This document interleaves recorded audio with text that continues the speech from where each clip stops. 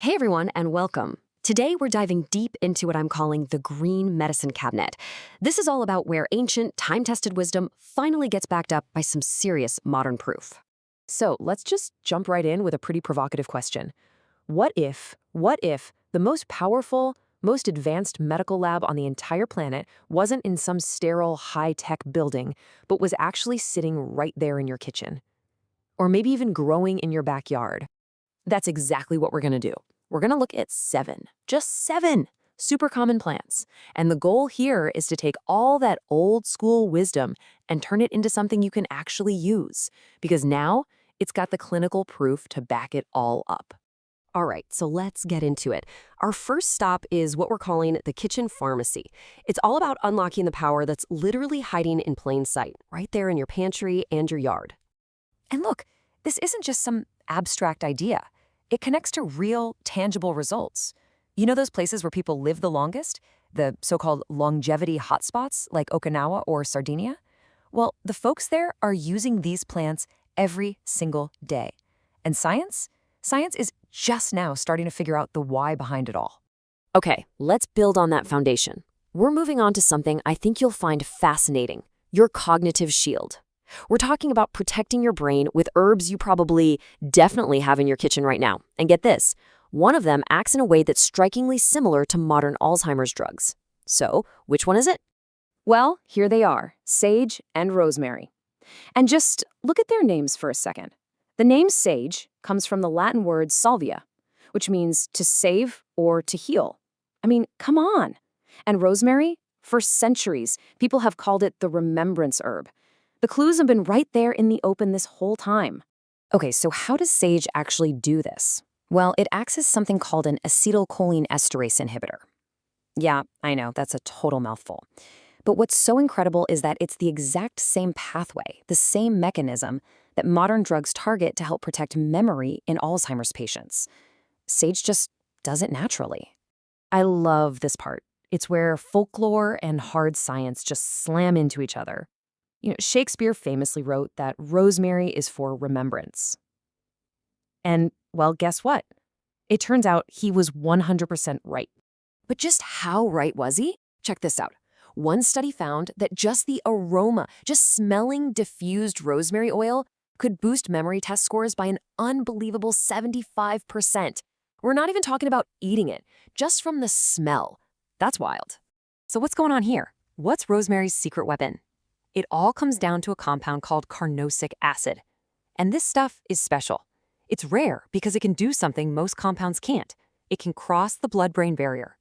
Think of it like a VIP pass straight to your brain, where it directly protects your neurons from stress. It's basically a clinical-grade brain shield, and it's just sitting there in your spice rack. All right, so we've covered protecting the brain. Now let's shift gears and talk about defending the rest of the body. We're moving into what we'll call nature's immune arsenal. This is all about building up your defenses against getting sick. And for this, we've got three absolute powerhouses. First up, raw honey. They call it heaven's antimicrobial for a reason. It actually creates hydrogen peroxide on contact to kill nasty bacteria, even things like MRSA. The key word, though, is raw. Then there's ginger, also known as shangjang. It's amazing for digestion, and its active compounds are just as effective as some anti-nausea drugs. And last but not least, garlic, which was basically the primary antibiotic for the ancient Egyptians. But with garlic, there's a trick. Its power comes from a compound called allicin. This is the stuff that does all the heavy lifting. But here's the catch, and this is important. Allicin isn't just in the garlic. It's only created when you crush or chop the clove.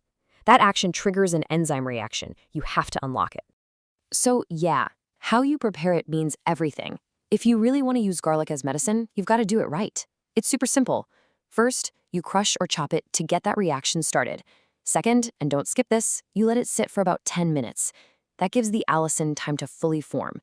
And third, you got to have it raw. Cooking will destroy all of that good stuff you just created. Okay, moving on to our final category of plants. I like to call these the body's housekeepers. These are the ones that specialize in cleaning house, detoxification, and fighting inflammation. And you're probably going to laugh because the two plants we're talking about are things most people try to get rid of: stinging nettle and dandelion. Yeah, weeds. But check this out. Stinging nettle is like a zombie cell hunter. It goes in and clears out old junk cells that cause inflammation in your joints. And the humble dandelion? Think of it as a premium detox supplement growing for free in your lawn, helping out your liver. So how do they pull this off? Well, nettle is packed with quercetin, and that's what targets those zombie cells, the ones that are just hanging around causing chronic inflammation. Drinking a daily nettle tea is like giving your body a deep spring cleaning. Dandelion works differently. Its bitter taste sends a signal to your liver to get to work, and its fiber acts as a prebiotic, feeding all the good bacteria in your gut. So you've got two totally different janitors, both from plants you probably ignore. Wow, okay, we have covered some seriously amazing plants. So let's bring it all together. It's time to move from just knowing this stuff to actually doing it. Let's talk about how to make these remedies a real part of your life. So let's do a quick recap. For your brain, for that cognitive protection, you've got sage and rosemary. For boosting your immune system, honey, ginger, and garlic. And for that internal housekeeping, the detox and anti-inflammatory support, you've got nettle and dandelion. That right there, that's your complete green medicine cabinet. And if there's one thing to really take away from all this, it's that longevity, it's not some complicated mystery. It's just a practice. It's something you do. And you don't have to go crazy and change your entire life overnight. Just pick one. Pick one or two of these things we talked about and try it out tomorrow. That's all it takes to start. So I'll leave you with this one last thought. The next time you're in your kitchen, just take a look around.